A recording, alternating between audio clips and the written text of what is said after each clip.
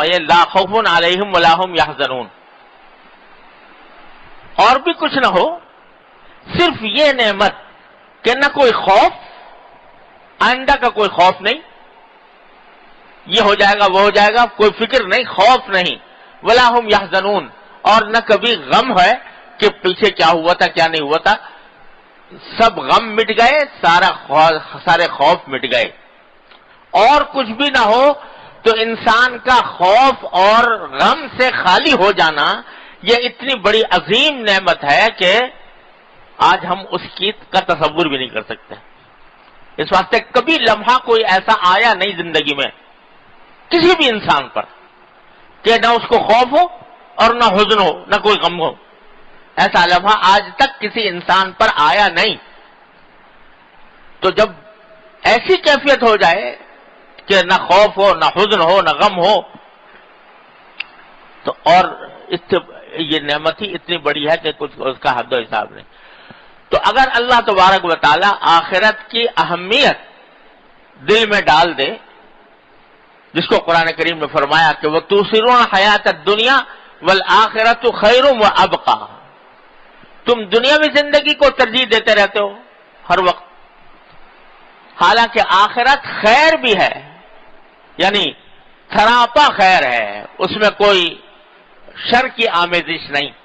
راحت ہی راحت ہے، لطف ہی لطف ہے، اور لذت ہی لذت ہے، وہ خیر بھی ہے، وابقا، اور پائیدار بھی ہے کہ ہمیشہ رہنے والی ہے، کبھی ختم نہیں ہونے والی۔ تو اللہ تبارک و تعالی اپنے فضل و کرم سے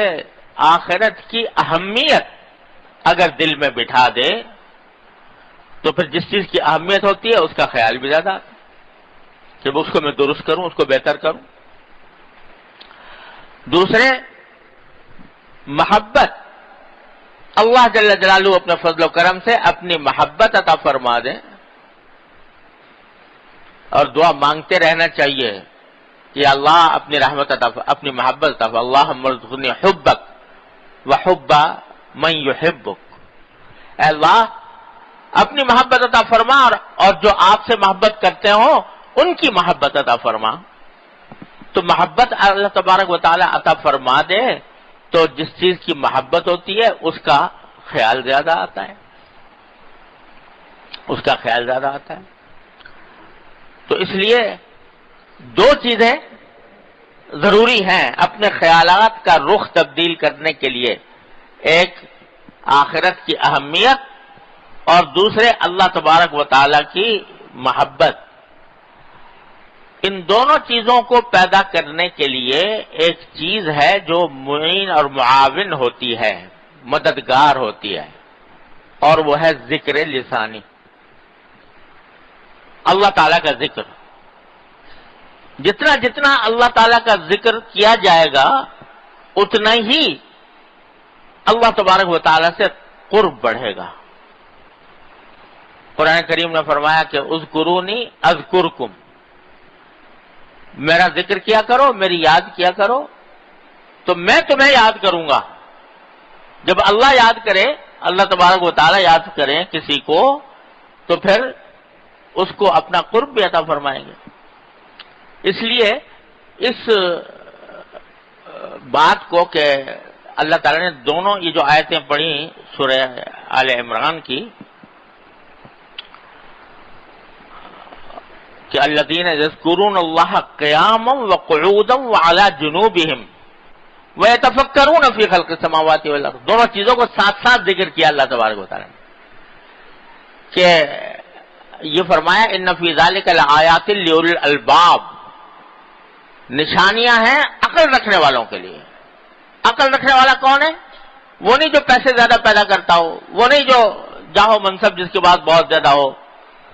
دنیا مال و دولت جس کے بعد، بلکہ فرمایا عقل والے وہ ہیں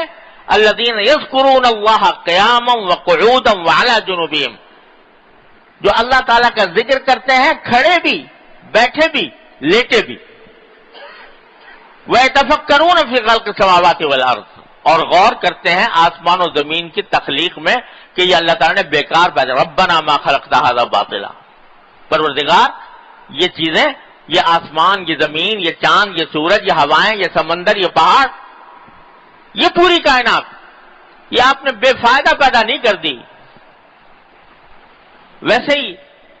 لغو پیدا نہیں کر دی، بیکار پیدا نہیں کر دی، بلکہ اس لیے پیدا کی ہے تاکہ اس کے ذریعے ہم جنت کی ابدی زندگی حاصل کریں۔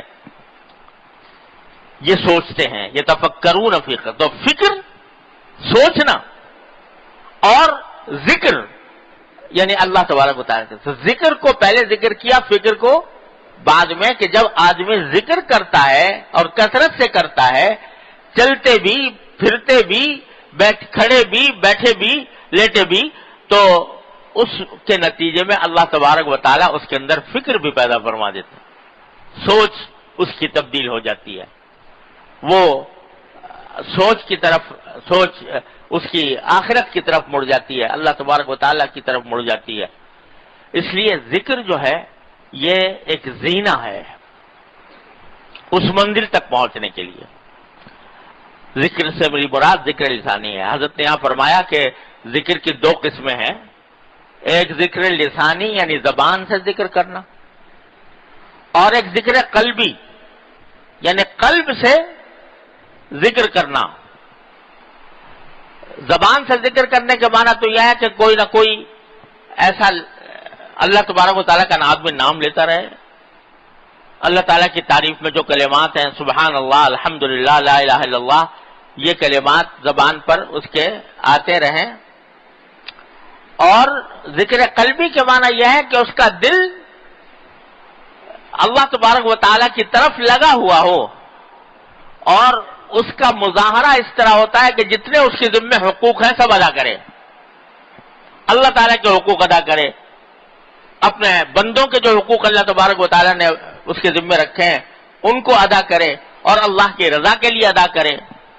تو یہ ذکر قلبی کا ایک بڑا وسیع مفہوم ہے، لیکن زینہ اس کا یہ ذکر لسانی ہے۔